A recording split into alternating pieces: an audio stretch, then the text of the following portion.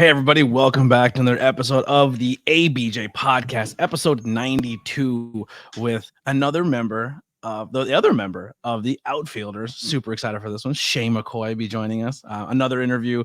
The Outfielders are tough to get. They don't do a lot of podcasts, so I'm very thankful and grateful they're doing this. Not only are they amazing professional wrestlers and entertainers and all of that great things and great people, but they also have a lot of passions outside of the business that I'm very passionate about as well. So I know you guys listened to a little bit of the Weber one where we talked video games and baseball, but I'm not a huge baseball person. But but this one's, if you like spooky, you're gonna enjoy this one. We're gonna talk all things spooky. If you want, please go check the links below to support all things ABJ, whether it be grab some merchandise or some t-shirts. Follow me on social media. If you are watching this on YouTube, make sure you hit that thumbs up button. It helps out so much to get the algorithm pushing and getting new eyes on the content, as well as hitting subscribe. We're getting really close to, I believe, 800 subscribers. I'm not sure when this airs how close we are, but the goal is 1K by the end of the year. If we could do that, that'd be fantastic. Super close with the watch hours and stuff like that to be monetized. So we'll make these big corporations pay the small guy like me to make content. That would be the dream. But also links below for everything for my guests, whether it be merchandise, social medias to follow them, and all of that great stuff and stuff we talk about. We'll throw links in if it's something we're passionate about and want people to go explore or check out. So without further ado, let me bring in my guest, Shea McCoy. What's going on? Hi, Anthony. Super excited for this. We had a little choppy on that. Well, it's one of us, but listen, it's Pennsylvania. We're technology's behind. We'll figure I'll it out. accept blame. I understand. I'm a little outdated. It's cool. Yeah. So how you been? I've been okay. I've been busy. How are you? I'm been busy. Life has been a roller coaster, we'll say, but we're hanging in there and just trying to stay busy, make content, and have some fun. But as of the date of this recording, it is the beginning of the spooky season, so I'm not sure when this will air for everybody. But we're in the heart of it. This is our time to shine. Are you excited for the beginning of October? It is. I've been ready for spooky season. I feel like it's already started kind of like back in August. It starts a little bit earlier every single year, but it was like end of August. I kid you not. Can I curse on the podcast? Absolutely, please do. Okay, I shit you not.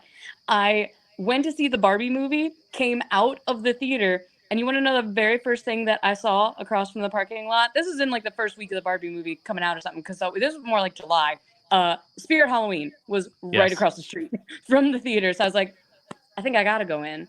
I think if the Barbie movie has taught me anything, it is to be kind to my inner child, and my inner child wants to go in Spirit Halloween. So yes. I have yet to see Barbie. It's on my list. I think I'm waiting for it to hit streaming. Fantastic. I don't blame you, but I know everyone's thinking Oppenheimer's gonna win all the Oscars. Ryan Gosling needs that Best Actor Oscar for just how silly and ridiculous this man. I loved this man so much in this movie. It's truly the character he was born to play.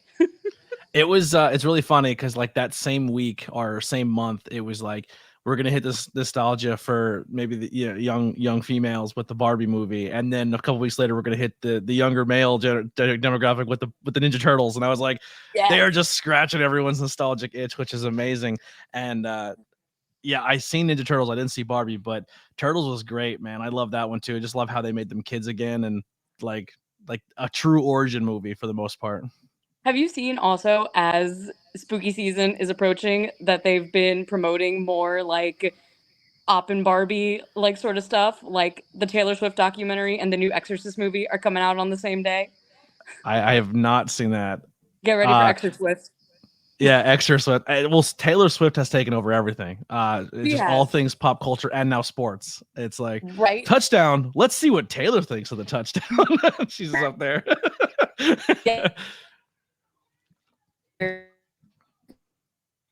Oh, you there?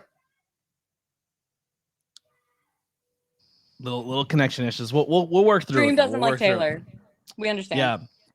But yeah, someone put a post out saying, like, just being funny, saying that NFL still winning over Taylor, but they're like, NFL Twitter followers or social media followers, all the teams together, social media followers, all of the players in the league total social media followers, and it was like 329 million total for the NFL and like 279 million for Taylor Swift. Like NFL still wins, but we're not going to count that she's just one person.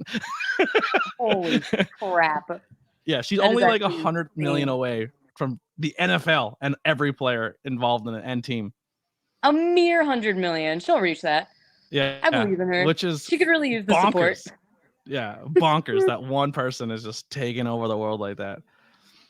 Ooh, and the one I'm more excited about after we get through Extra Swift, new Saw comes out at the same time as Paw Patrol. So get ready for Saw Patrol. That's where you'll find me. Is there anything that, like, I have been so behind with moving and figuring things out and re-getting streaming services and stuff like that, but is there any movies that have come out that you haven't really seen yet? We just mentioned it when we were talking about movies that we want to see. I still have to see Talk to Me. Everyone said really good things about it. Saw 10, I'm going to suffer through just because I love the Saw movies so much, and Tobin Bell is back, and I think Shawnee Smith is also back in it too, so like that's high up on my list.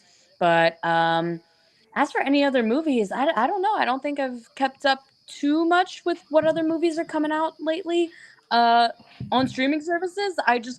I had Netflix for a little while and completely spaced on what I was supposed to catch up on, so I just binged I Think You Should Leave for like 3 days. That has become like a comfort food show where you just put it on and just let it play in the background. That's exactly what I was doing. You can literally hear in the background of so many of my TikTok videos just like, we're all still trying to find the guy who did this. Every single video. For some reason, that was always the episode coming on. Yeah, that Always Sunny, The Office, and Parks and Rec are on constant rotation. I think before I threw on I Think You Should Leave, it was Always Sunny. And it was also always, for some reason with Always Sunny, it was always the Charlie Has Cancer episode. I don't know why. It's such a.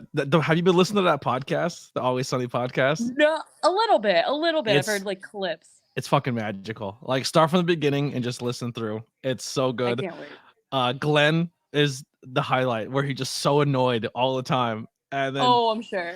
And then Mac's annoyed that Glenn's annoyed, and then Charlie just eggs on the fire the whole time. I feel like the longer this show has gone on, the more they have just become the characters. Yeah, 100%. Unfortunately, for better or worse.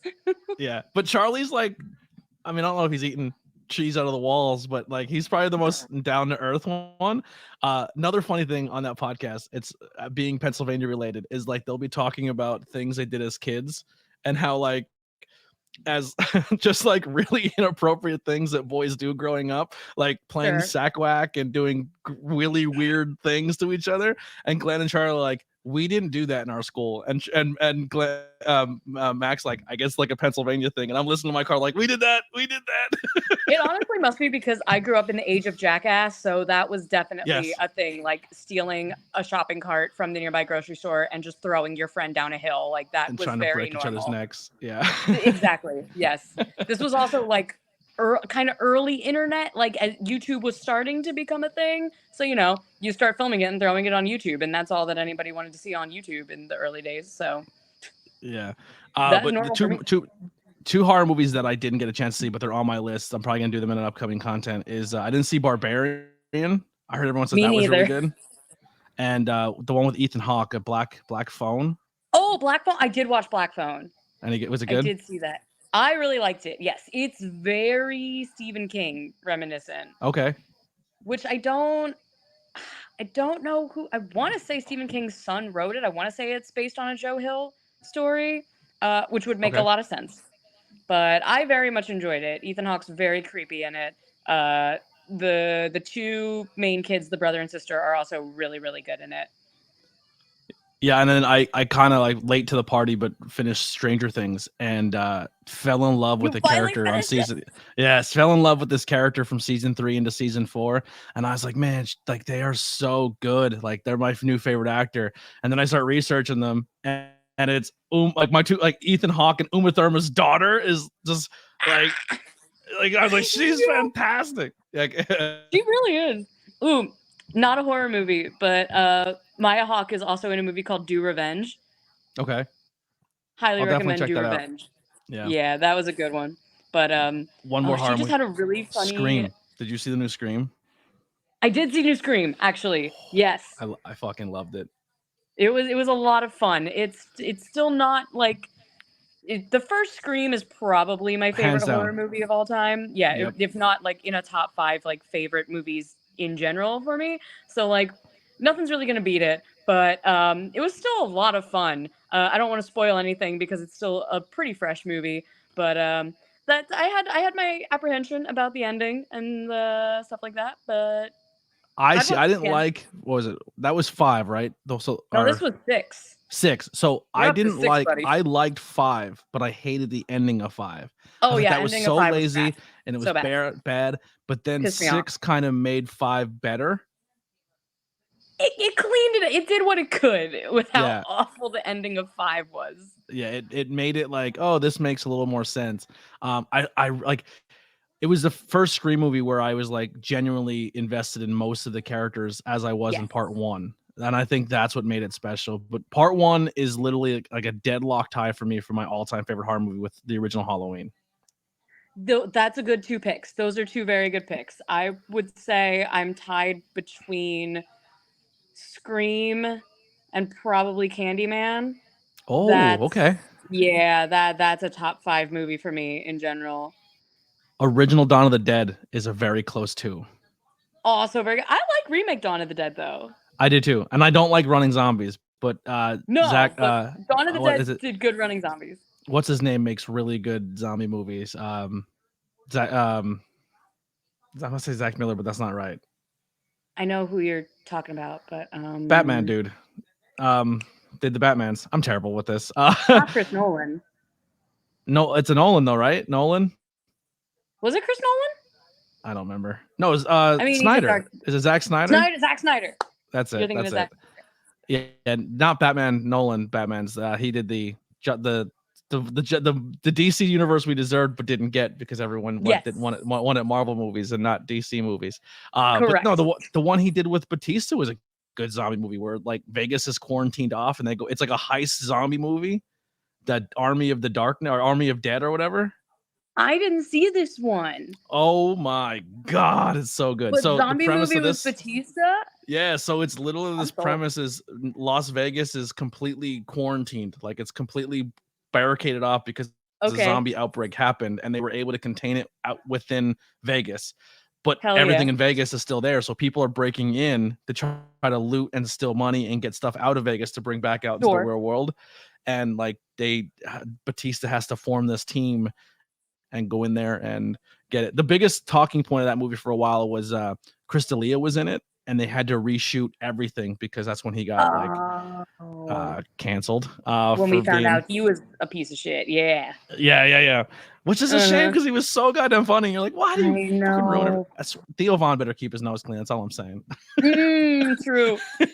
That's a very big fact that you just stated.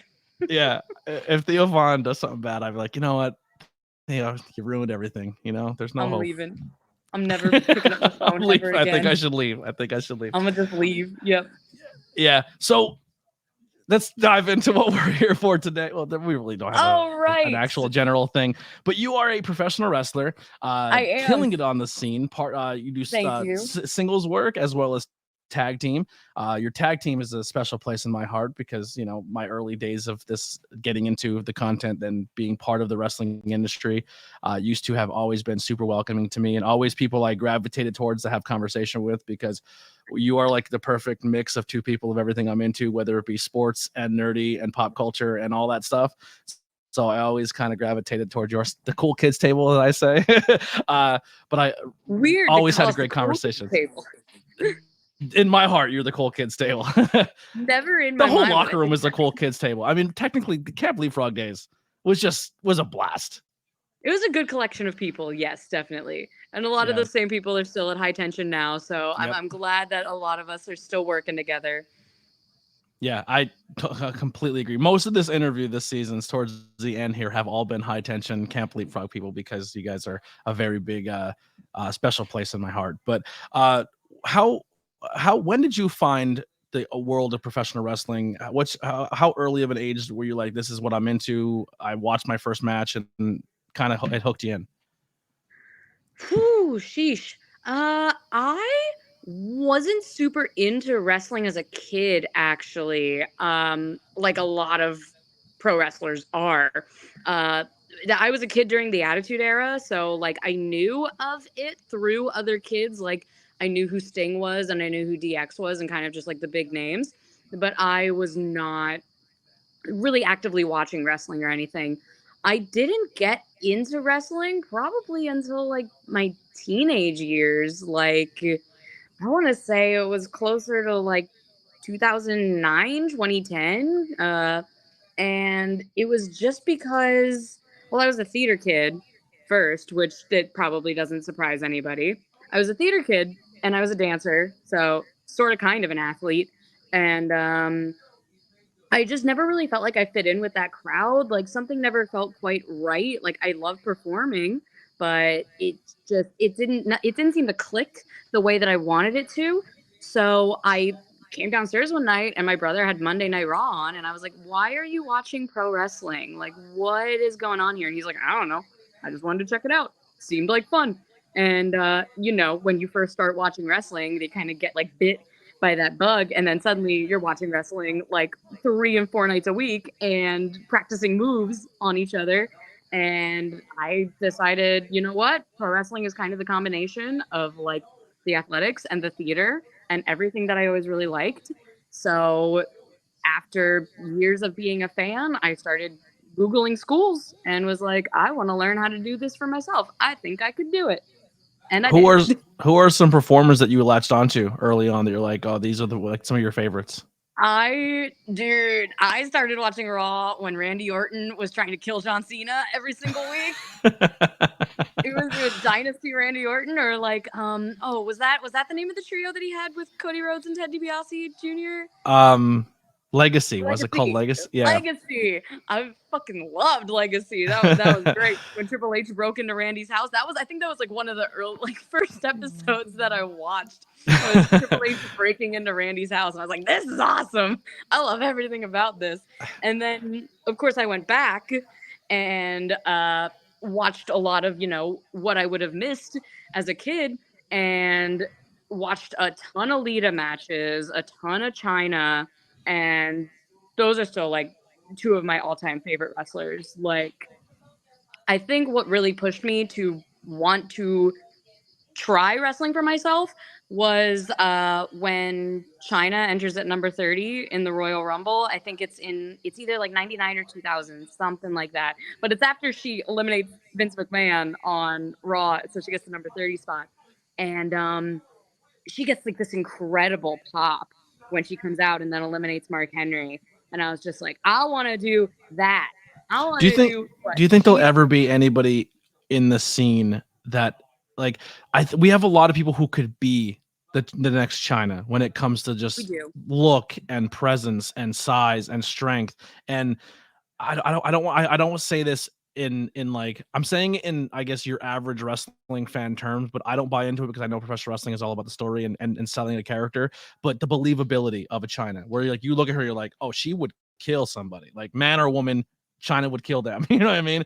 And we have that Yes, now with your Rias and your Biancas and your Jades and your Nayas but a thousand the percent. problem is there's such that barrier now. And I see both sides of the spectrum. I see why some people don't like the intergender stuff. I see why it's a bad thing for some and I love it on the other, where some people grow up in domestic violence, so they see two people fighting and it's a triggering Sure. thing. I get all that 100%, but it would be nice to see every now and then maybe they get really close with Rhea now, where it's like she'll attack a male wrestler and it's right there. Like, but if Rhea comes in and like enters, like Nia entered the men's Royal Rumble, and it was kind of like it was a goof spot where they just all gave her the finishers and stuff.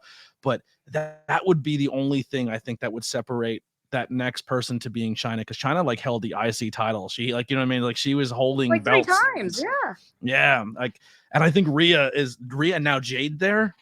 That's insane. Like Raquel too. Raquel's another one we don't talk about, but she's Right. like a bodybuilder, strong. But yeah, but China was so special. I actually met China. I met her at a horror convention in I'm so jealous. in Pittsburgh. Well, don't get too jealous because it wasn't a great experience. Not on I'm China's part though, sorry. but it was. She was rough. It was rough. Yeah. And nobody was at her table. So I remember coming into the con, and the spots that day was Adam West, Burt Ward, and Julie Newmar all were there. And I stood Okay, in line sure. with my buddy to meet Adam West, and I didn't want anything Got signed. it. So I didn't have any money, and I wasn't paying $100 for Adam West, even though I love Batman. And I just wanted to hear his voice. I wanted to hear it in person, and he didn't say a word to anybody. Like he would just like his handler would hand him, he would sign it and hand it back. He wouldn't even look up at people, and I was very disappointed. And I'm like, well, God who else damn. is here? And it was in Monroeville, and I always wanted to be in Monroeville. Huge Dawn of the Dead fan, so I'm like, this is Right. amazing. So I'm looking around, and I don't know if it was just like the horror god spoke to me, but I look over and Tom Savini is sitting there, Shut and I go, up. that's where my money's going. So we go You're over to Tom right. Savini, and I'm going through all of his posters, and he's like, what are you looking for? And I go, there's only one poster in this town that I'm going to get autographed by you, and it's Dawn of the Dead. And he's like, I think there's one left. And it was like on the very bottom, and I got him to sign it. I no longer have it, unfortunately, but it was like my grail. I got to talk to him for a while, and then we're walking over, and my ex at the time seen Ralph Macchio, and this is pre anything Ralph Macchio resurgence. So like nobody was near him. Right. So we just went up and talked to him, and he was just playing his fantasy baseball. And we talked to Ralph Macchio for like an hour, and he just hung out because nobody cared Ralph Macchio was there, because this is the before the resurgence. And I look over, and I honestly didn't even recognize her, and I was like I didn't even have a banner above her or nothing. I was like, that's China. And they're like, I don't know who that is. And I went over, and I was like, hey, listen, I just want to say thank you for like my childhood. You are amazing, the whole nine. And right before she got to even answer, like she smiled, and then before she got to answer, her handler's like, if you're not paying money, leave, please. And I was just like, God. and I looked around, and I was like, there's nobody here. Like we can't just have a conversation. There has to be money involved. Like I don't really like autographs at the time, and I'm not into. Me neither. I just want to have a one-on-one experience, and if that has to cost money, then I'm out. You know what I mean? Like I've always thought that like the whole idea of paying to meet someone is kind of weird. I hate Like, standing in those lines. It's weird. yeah. Yeah. Right. And then like what I get up to like say hi to you, and then you've got these handlers that are just like rushing everybody along. Like, I don't know. There's something that feels very disingenuous about it. Like, make your money. I'm not mad at you for making your money, but like, I don't know. There's just something that's always felt very disingenuous about it. But maybe it was because like I was a punk kid that like any band that I ever wanted to meet was just hanging out after the show. Like, yeah, that's why punk music and independent wrestling are my favorite, because there's no barriers between you and the talent. Exactly. It's so incredibly similar when I made the jump from one industry to the other. Like the longer I spent wrestling, I was just like, wow, this is a lot like touring. Yeah. So so she didn't even get a chance to say a word to me, and she kind of head nodded, and her handler was like pretty much scramming me away. And I was like, all right. And then like a week later is when we lost her. And then you hear all the stories of all the people who were involved in her life were just scum. And that lady was probably one of the scum people. Oh, it was. I'm sure. There. If you've ever, have you watched the documentary? I watched the first half of it, and I couldn't finish it. It was too much. It's hard. Yeah, it's a hard one to stomach, but you can just tell like just how many awful people were surrounding her, and like unfortunately probably still have some control of her estate too. Like, yeah, she just did not have good people around her, and like, God, it breaks my heart. Yeah, it sucks, but like it's one of those things too where it's like it happened, but the positive of it is like it woke a lot of people up of what women's wrestling then turned into, and also how to conduct, like how to navigate some of these snakes in the business as well, you know? Yeah. Because even she was the strongest, the ninth wonder of the world, strongest woman in the world. She was still subjugated to a lot of this scummy, crappy things that happen to females in this industry.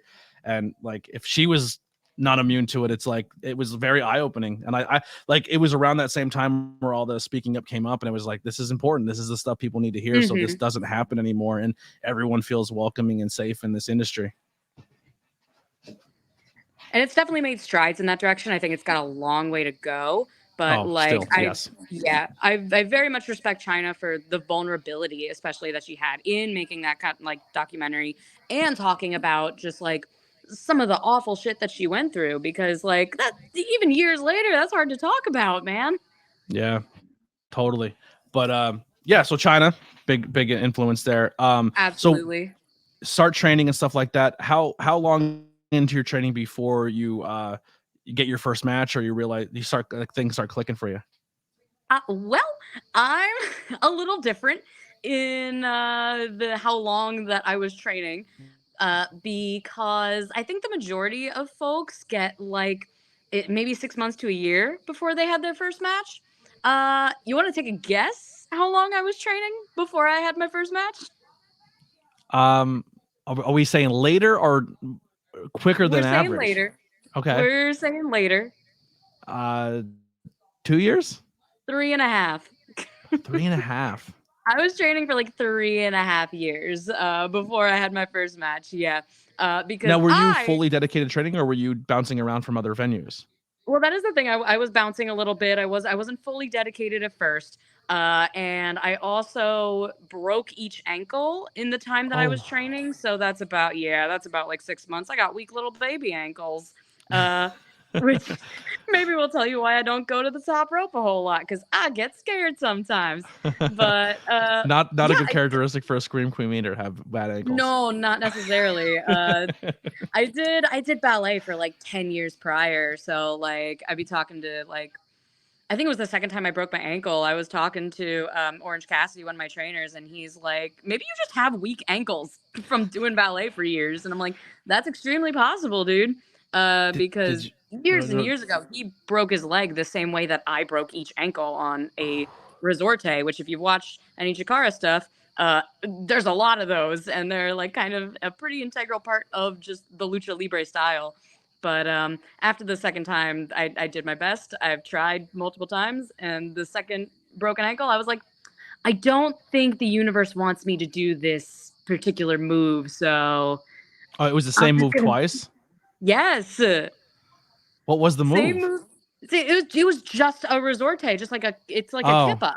yeah. Yeah, it's just a kippa, but like it's each time, and it was both my left and right ankle, it's like almost an exact year apart. Almost landed it, and I just go like Oh, gnarly. Yeah. well, he's So the pretty good at first, kip ups now. That's yeah, kind of. he sure is. He Did you sure is. see? Did you see his recent press conference after the show? Of course I did. Of Oh my course god, I what he says during that press conference was so good. How it's just like people. He's like, he goes, growing up, I didn't want to be, because that was the first time too where he kind of like broke a little bit and he had a legit Mhm. conversation. Because like when they brought them up, I was like, all right, a guy who speaks no English and Orange Cassidy are going to be part of a press conference at the same time. It'll be great. Yeah, What could go wrong? this is gonna be amazing. And just him saying like, because he's the wrestler that every single person that I got into wrestling within the past 2 years, if they've never watched it ever before, they see, all the top guys like the Romans and everything like that, and they like, oh, they're Sure. really good. But then they see Orange and they're like, this is my favorite wrestler. Like this is Yeah. because there's, and I like, and then they go back and do their research and they're like, it's still Orange. Like Orange is my, and I'm like, because he says it perfectly in this thing. I didn't want to be the next Jake the Snake. I didn't want to be the next. I wanted to be the first Orange Cassidy, and I wanted to that character to be like nobody else ever before. And he fucking did it. Like he nailed it. Like it was. He sure did. Yeah, And it he is is hands down my still favorite character in professional wrestling.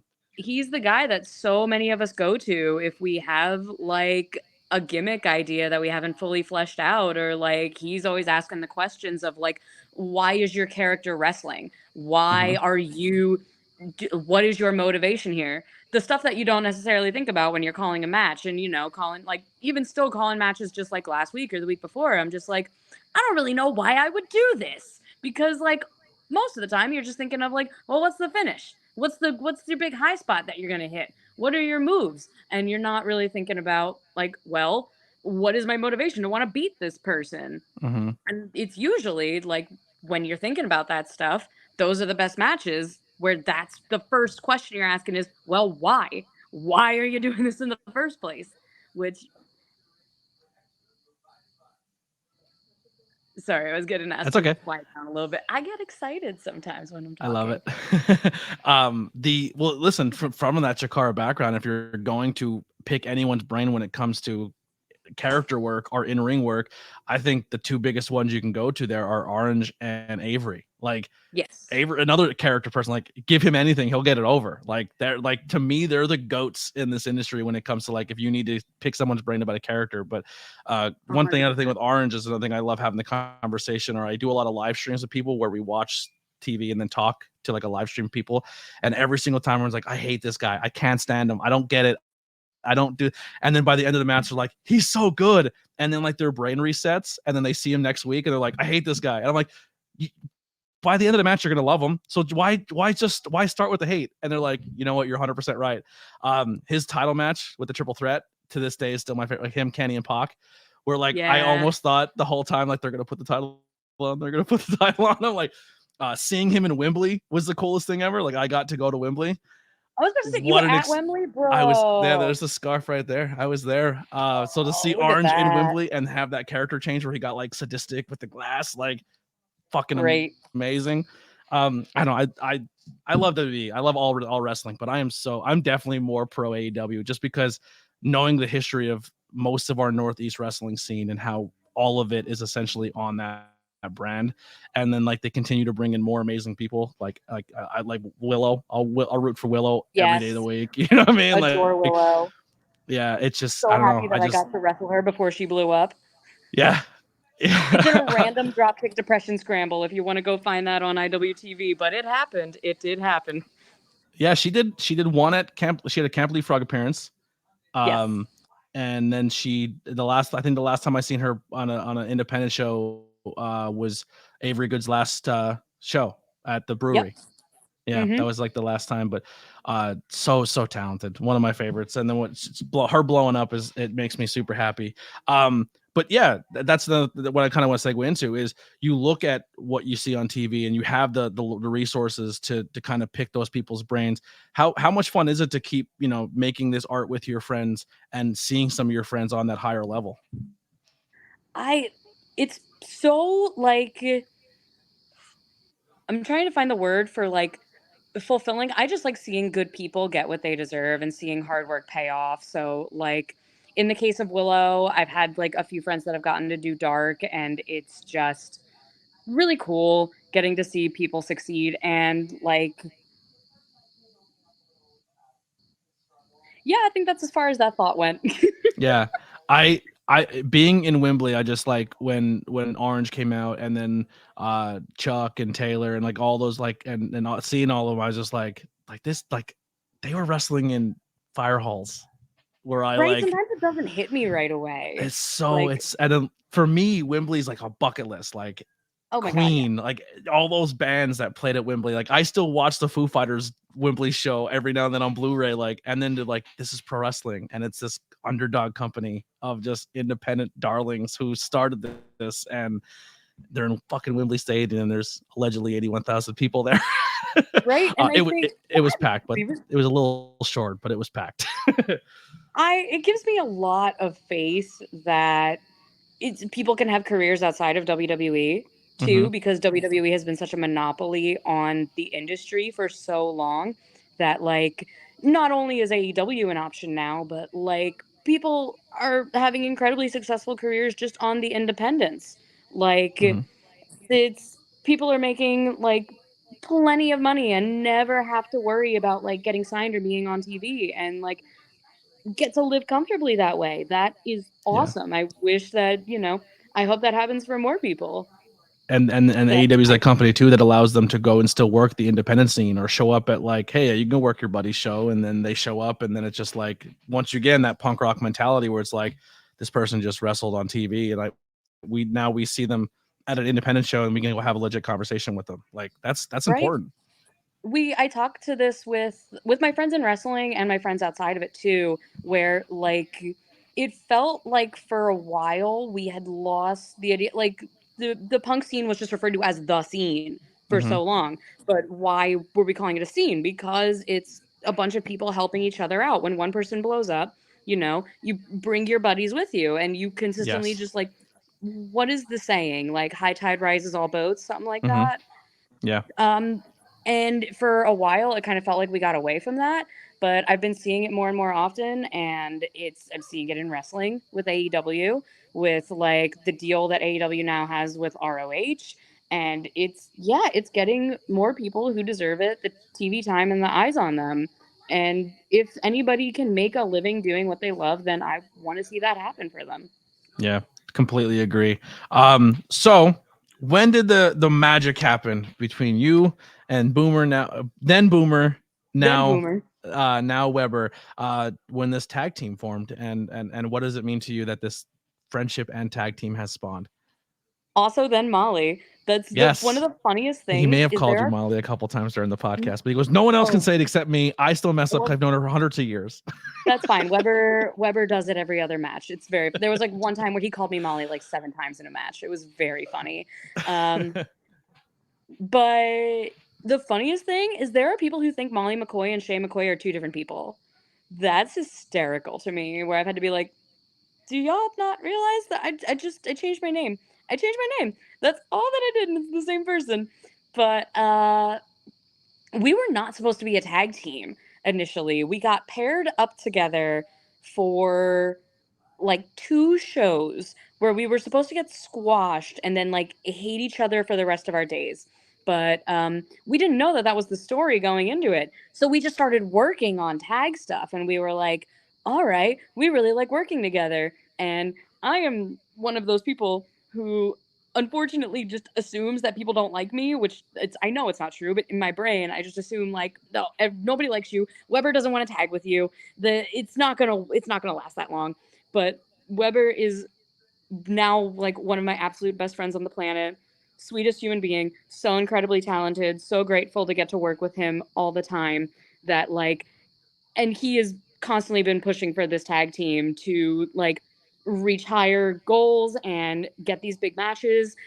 And it's so extremely exciting to, we've now held 2 tag titles Big and Wood, yeah, the Big Wood, still one of my 800 favorite days. moments. 800 days with the Big Wood, right? Oh, dude, I was not expecting to cry when that happened. And then I did. Because we also got to wrestle Crumbles and Defarge when we won the Big Wood. Hmm. And I think that was maybe only the second time we'd ever wrestled them after like training with them for years. And they debuted before us, and we got to see a bunch of the awesome stuff that they've done. Would wrestle them any day of the week. Immensely talented tag team. But yeah, it's just been great to grow as a team, and I love tag team wrestling. I love multi-man matches. I feel like a lot of wrestlers don't, but that's I'll campaign for tags and scrambles and multi-mans. I think it's some of the most fun that I have in wrestling, and if I've just consistently doing tags instead of singles, like I would be thrilled to be doing that. And to get to be in an intergender tag team too, and push for more intergender wrestling is, that's, we talked about me being a massive China fan and wanting to see it more on TV now, that I want this tag team to blow up, and I want tag teams like Abby and Pancakes to blow up, and to Hmm. see more intergender wrestling in tag and singles on the indies, Yeah. on TV, everywhere. The only, like, you just kind of brought up the only other tag team that I can think of off the top of my head that is an intergender tag team. It's a question I asked Weber. I'll ask you again. Do you think it's something that holds you guys back when it goes to like when you go to other promotions or try to get booked other places? Because like you said, not all promotions are into the mixed tag, or they force you into a mixed tag rules where you, if like the man tags in, he can only wrestle the man type deal. And like, do you think that it's harder to get that over more on the scene? It's back and forth. It's really back and forth. Like sometimes people will seem really high on it and want to book it and put it at the forefront. And then like the tides will turn and suddenly people will just not be so into it anymore and want to book us to do single stuff and keep it like no mixed gender stuff. But like dude, I can't tell you how many times I've made the argument being non-binary, like they're all Mhm. intergender matches. Yeah, That absolutely. it like it truly, like I do not see the difference. We all train together. We're all trained by the same people, And like it's I'm gonna say the bad word, but pro wrestling's fake. We all know it's fake. We all know it's theater. 100%. We all and now that we are kind of living in an age of it being meta, where everybody's in on the joke, or I Kayfabe guess was not to just call it put a in the joke. dictionary Exactly, just to like exactly. this week. But everybody understands now it's a performance art, and I'm sorry, are we still doing Shakespeare plays where the men are played by women? Like, Yeah. why?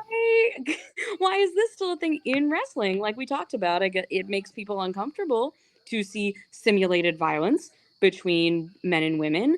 But Mia Yim actually wrote a fantastic article. Mia Yim has been a champion of intergender wrestling for years and years now, where she wrote about having gone through a domestic violence situation and being an intergender wrestler, and just the shit she would get from people being like, well, how is that any different? And being really disrespectful about the whole thing, where she's like, because when I get in the ring, there is consent and an agreement, and it's an unspoken agreement between wrestlers. And I wish that, fans understood that a bit more, I think. Mm-hmm. Yeah. Well, the horror community has the same thing too. Like, there's a lot of people who, when I try to like talk horror movies with, they don't want to hear it because that like domestic violence and a lot of other things that happen in horror movies are very prevalent. But it's just like, it's horrible, but that's kind of like, it's not real, and it's supposed to put you in those uncomfortable positions. You know what I mean? Like, I'm trying Yeah, to that's the dance whole around it point without of saying the horror. actual terminology, because terms of service on social media. But yeah, Right. it's tough. It's not like I one of my favorite movies because of the revenge aspect, and it's one of the coolest movies when it comes to like gore and how the girl gets the revenge. But it's like, I Spit on Your Grave. Hard to I watch love that I Spit on Your beginning, Grave. I but wear an after, I Spit on Your Grave shirt to the yeah, ring yeah, on a but pretty regular basis. so good. The remake is like I just as good love as the original too. I love to. Have you seen the movie Revenge? No, Revenge was fantastic. I have to It check is that one out. very much like a I cannot say the actual terminology for what Yeah, yeah, kind of a yeah. movie it is, but it is in that same vein of I Spit on Your Grave, and you get to see this woman just take revenge and be such a badass. And there is a moment early in the movie where they are watching wrestling, and I was trying to figure out what match it was, but I cannot figure it out. There is wrestling playing like on a screen in the background. Do you ever see So, the guy on TikTok who will take a clip from a movie where like sports are playing in the background, and he'll hyper focus and go back and find the game and everything and put it like that? That would be fun in wrestling. Like, well, I gotta oh, talk to this is him. clip. Yeah. I gotta talk to that guy and see if he can find me what wrestling match they're watching in Revenge. Yeah. So this another I kind of want to dive into Camp Leapfrog. You kind they put the ball in your core a little bit when it came to a Halloween show where they They said, did. listen, they know your passions. And that's one of my favorite things about Camp Leapfrog as well. And I hope it becomes more of a thing. I've been petitioning Alex, I love you, but please do more of those showcase shows. I love them. Like, you know what Right. I mean? Like Steve Frog Mikowski's Sport, Frog amazing. Sport. Yeah, So, Killing so Vision, the good. whole nine. But Had a lot of fun. you got to put together your own little mini horror movie I via did. professional wrestling, and it was magical because you got to Thank do it you. with you got to do it with Weber, as well Yes. as Ultraman is Black And and Hollow Hollow Wicked. Wicked, Yeah. right? Oh, and getting to wrestle Spectral Envoy was already like a dream match that I never thought I would get to do because Mantis retired before I Mm-hmm. even debuted. So I was like, man, I'm never gonna get to do a show with Mantis, and now I've gotten to wrestle him. So Twice, right? You wrestled them for that, twice. and then at Avery's last match. The brewery, yeah, there was a big Yeah, multi-man that I got to wrestle Mantis in with the that band for. playing beforehand, which was Yeah, amazing. yeah, amazing. I wound up working a lot of shows now. Like I just worked 2 shows in the last month that were like half wrestling, half hardcore show, and They're so good. they're I so love that much fun. music and breweries are all mixing with professional. I've been petitioning that for during the pandemic. I'm like, if we can mix these together, it's going to be so much fun.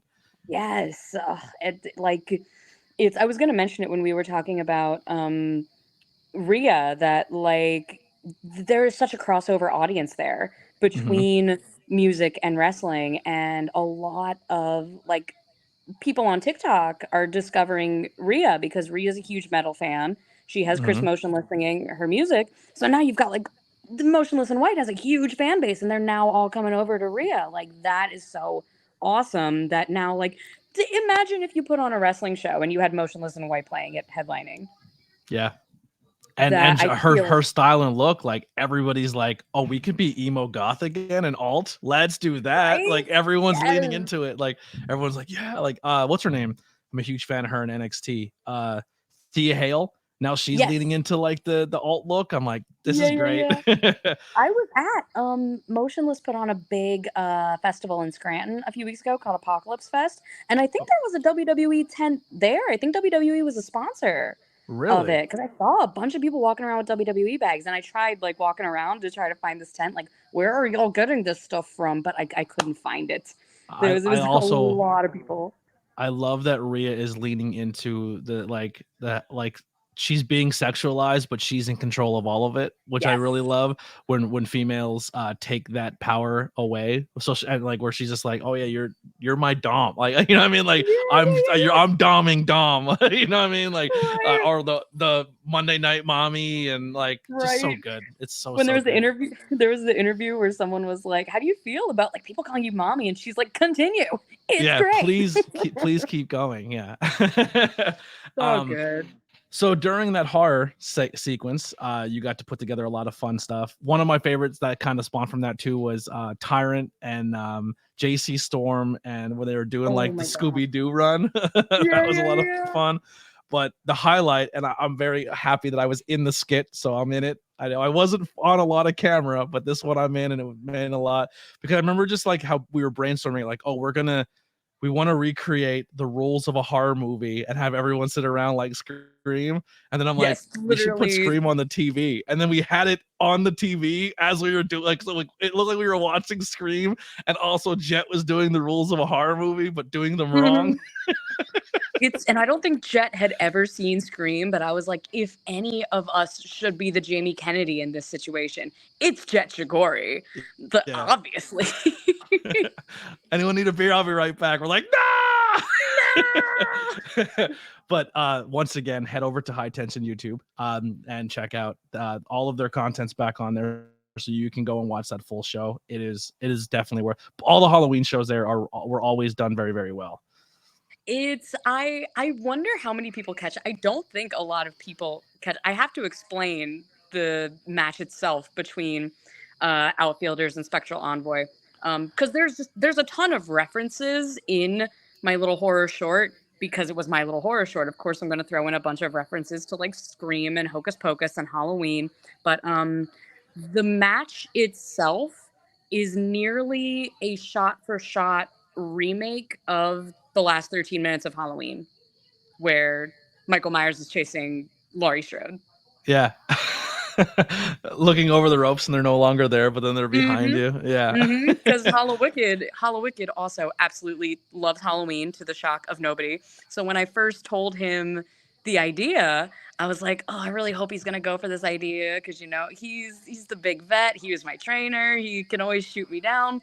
And I was like, here's the idea. I know it's ambitious, but what do you think? And he just like goes, who's gonna be our Dr. Loomis? And I was like, he's on board. He's on board. Yes. That's so awesome. So and then you kind of brought in, because you have done other horror projects, correct? Like outside of professional wrestling, you have done like independent horror film or stuff like that. You were kind of saying like you were involved in some stuff. I was involved in music before I was involved in wrestling, but I did work at a haunted house for 6 years That's what it was, yeah. before. Because you said you would go Yeah, to gas kind of. stations still covered in blood and stuff. Did that a couple times. Yeah, I worked for a haunted house as a manager for like 6 years or so. So basically, my entire job was walk around dressed as a zombie nurse, making sure my actors drank water and got their breaks. And it was probably the most I ever got paid to scream at people. So can't be mad about that. Probably the most fun job that I ever had. Exhausting, but very similar pacing to wrestling, actually. You'll find out a Have lot you of ever wrestlers working on been houses. in an independent horror movie or anything like that? I can't say that I have. No, We're gonna but I speak that. We're gonna definitely speak that into existence. we're gonna manifest it. It's gonna happen. My first interview I've ever done for the podcast is a guy who has written and directed now his third independent horror film. Hell And yeah. maybe I can link you guys together. He did this one. It's called Backroad the movie, and they're all based Okay. out of Pennsylvania. And it's like Nice. Wrong Turn meets Texas Chainsaw Massacre. Sick. Good. Yeah, with a lot of like, so this movie has been, I'll tell you more off camera about it because Okay. it's a lot of horror tropes that like people talk about when it comes to like what you're not supposed to do, but it's been banned in like 4 different, like it's been banned in Germany, and like That's how you they know wouldn't it's put it good. on Shudder. Yeah, they wouldn't put it on Shudder. Yeah.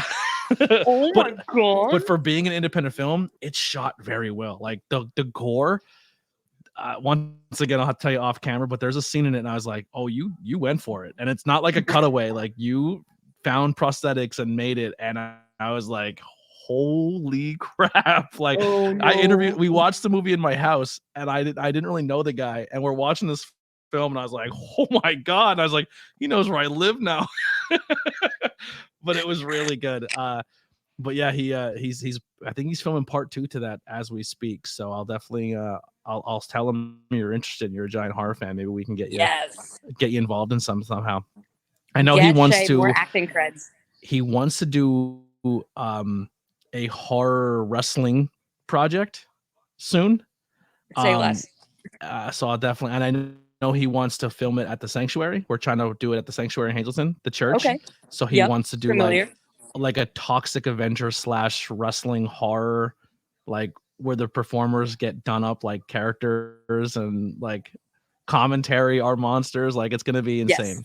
Yeah, Great. So that's in the work once this movie's done. So maybe we'll I'll put you in contact if one of the people who can come out and get in costume or something or figure it out. Hell yeah! I've never been so down. Speaking my language. Yeah. So bucket lists. We kind of talked a little bit about it in the beginning. We'll end it here with Spooky again. Okay. Actually, one more wrestling question, then we'll go to Spooky. Okay. Some people you've worked, or you like, so some of your favorite matches you've worked, and then on the flip side of that, some people that you haven't worked but you want to. Whew. Okay. Some of my favorite people I've worked. Kings of the District, Jordan Blade and Neil O'Neill. I've loved every single match that I have had with them and would absolutely work them any day of the week. The Goons as well, Killian McMurphy, Miles Millennium, all those guys. Awesome. Adore them. Cyberhawks. Had an awesome match with the Cyberhawks that we were super proud of at Flying V. Go watch Flying V on IWTV. And people that I want to work, I feel like there's such a huge swath of people that I've been in the business for a little over 4 years now, and there's still so many people that I have not gotten the opportunity to work with. I've still never gotten to wrestle Effie. I want to wrestle Effie real bad. I want Bussy versus Outfielders. I think that would be so much when I was fun. thinking of intergender tag, how did I not think of Bussy? That's the number one. I'm sorry, but that's the like when you think of like top, like they're killing. They were GCW tag team champions at one point. They were. Wow. I think it's because like they are so exclusively like GCW and like they are like the GCW like top tag team. I would say that like in the chance that the Outfielders get brought into GCW, which like hey, why the heck not? Yeah. That's we've worked GCW events before. I would love to come in and work Bussy. I would love to work Dark Sheik. Dark Sheik is an incredible wrestler, and I admire everything that she's done with oh, I'm gonna look like such a dick forgetting the name of her promotion in California. You know which one I'm talking about. I'm not sure. Is it not is it the deathmatch one?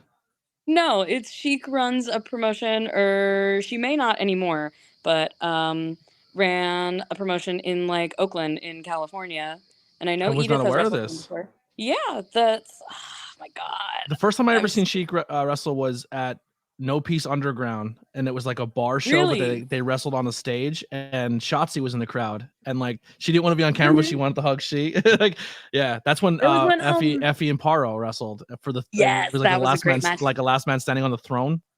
It was so good. It was I actually Sheik bought and the Trish event Adora. shirt where it's the pentagram, but it's like the pride flag in the pentagram with Amazing. the I was like, I think it says what does it say?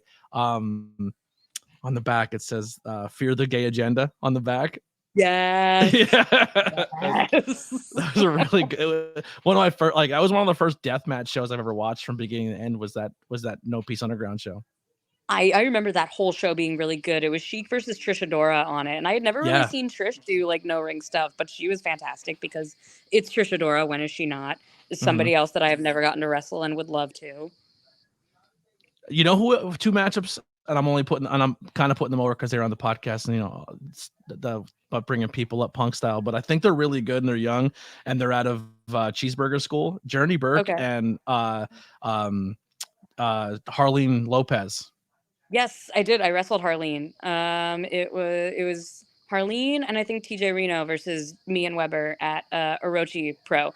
And Harleen like only just started maybe a year and a half ago, something like that. She Her hasn't been around for long. passion is contagious. Like when I was Yes. interviewing her, she was on the verge of tears because she's so in love with this business and the art of professional wrestling. Like I'm That's rooting so awesome. hard for her. She's such a good human. Me too. Love her a lot. Yeah. And yes, I've seen Journey too. She pops up on my TikTok all the time. We have a very similar taste in music. I think she put the main as the background to one of her training videos, and I was like, "Oh my god, great taste!" Yeah, I told her short TikToks are really good. Like she's doing like short little TikTok vlogs of like going to wrestling shows and stuff. And I said it's a good follow. Like she's a good TikTok follow. Yeah, she is. Yeah, everybody go follow Journey. And she like I said, love emo alt kid at heart as well. So it all works out. So top 5, or we'll just say bucket list horror movies. If you tell people they have to see, what would they be? Oh, the must see top 5. Oh geez. Okay. Scream, Candyman, the original one. Did you like the remake? I liked it but wanted to love it. Okay. That's I understand that the first Candyman is definitely problematic in a lot of ways and does not make a lot of sense. And I'm very glad that they addressed that, and it's kind of, I don't want to say fixed it, but they did address it. And in the sequel remake guy, they had a lot of really good ideas with the sequel remake. But it felt like they were trying to fit all of them into this one movie when they could have just focused on like one or two really good ideas. So there's a few things I really loved about it, but it felt a little all over the place. And like I adore Tony Todd and always want to see more Tony Todd. He follows me on Twitter. That's probably my biggest, like, That's your flex? I followed a bunch of people at once, and Tony Todd was one of the people that happened to pop up, and I was like, yeah, I'll follow Tony Todd, why not? And then I see Tony Todd followed you back. I was like, what? Yeah, weeping. Yes, absolutely. So I said Scream, OG Candyman, Saw 2, because it's the best of the Saw movies.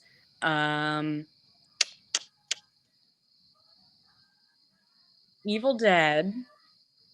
1 or 2? 1. Okay. I rank 2 probably the lowest. Because Army of Darkness is my favorite movie of all time, but it's not a horror movie. Remake Evil Dead? I did like Remake Evil Dead. I loved it. I did really like Remake Evil Dead. Arguably more than original. Like I might say Remake Evil Dead. Yeah, I thought it was really cool. And I'm gonna throw in kind of a curveball here. This was a really good movie that came out super recently that I didn't hear enough people talk about, called The Night House. I don't know heard of that one. It's The Night House was really good. It's without giving too much away, it's about a woman who suspects that her husband is a serial killer. I like it. You know what one got me just because it was so wildly different? It Follows. I did not like It Follows. Really? I thought that was so fucking creepy. Like you don't know what it is, and it's just walking, and it could be anyone or anything. Like I thought that was kind of weird. The whole like sexually transmitted disease part of it was kind of weird.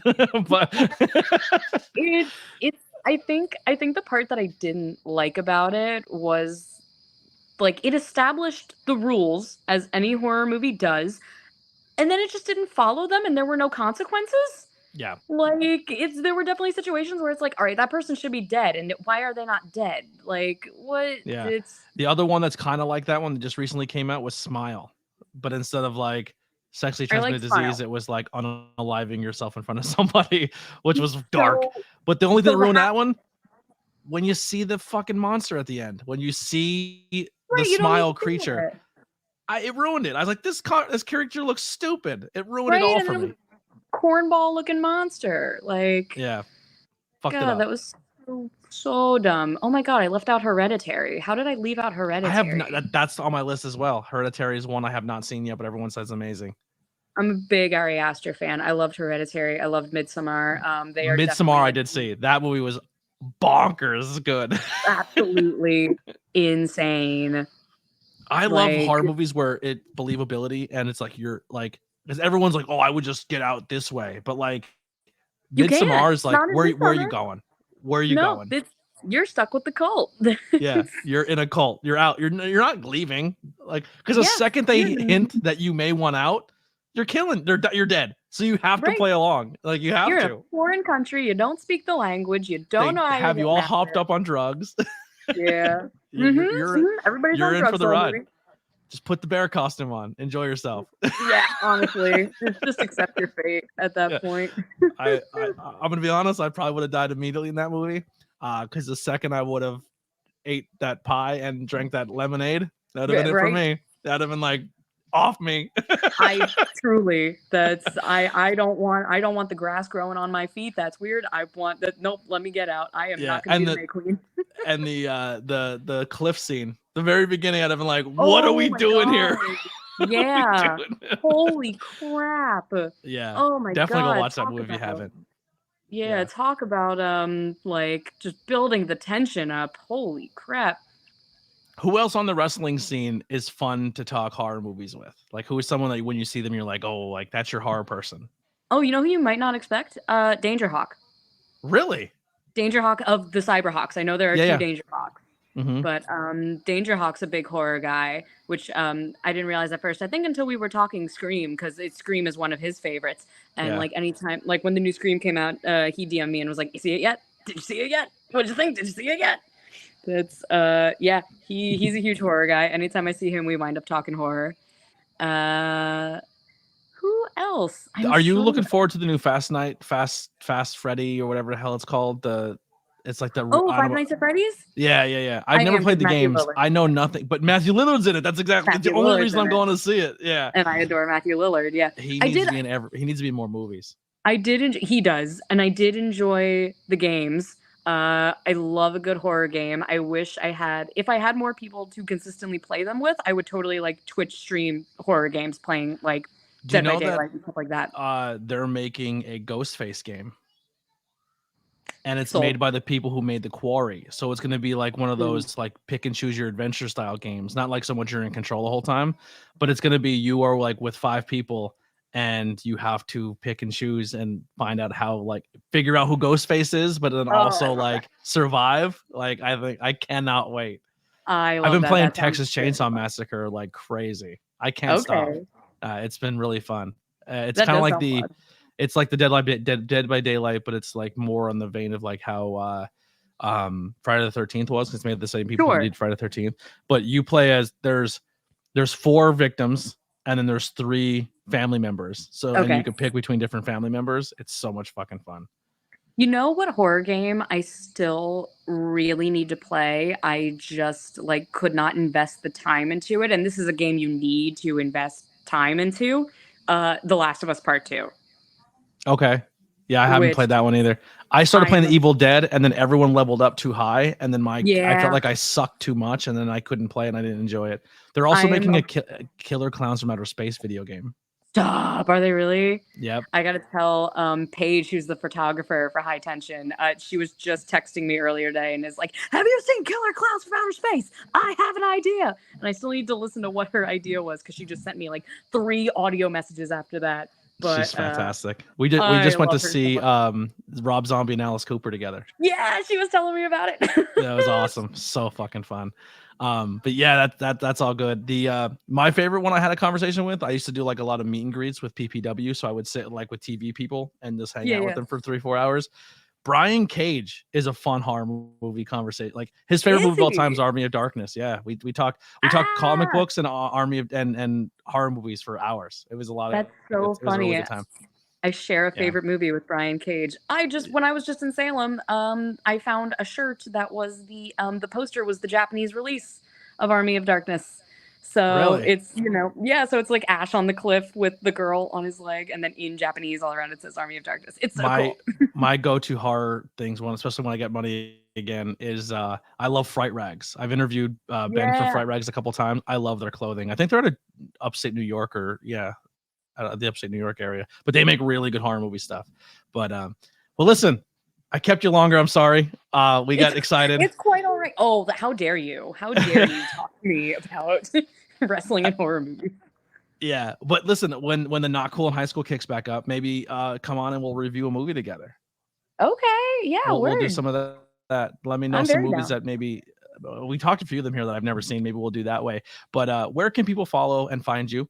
I know you do like to separate wrestling and your personal stuff, so I don't want to put certain things out there if that's not what you want people to find. So where can people follow you? Thank you, I appreciate that. Best place to follow me, because I'm really not on like the Twitter or X or whatever we want to call it anymore, other than to share like what wrestling events are coming up. I am at Lana Del Shea on TikTok, and I'm very active on there. So I would recommend following me over on there.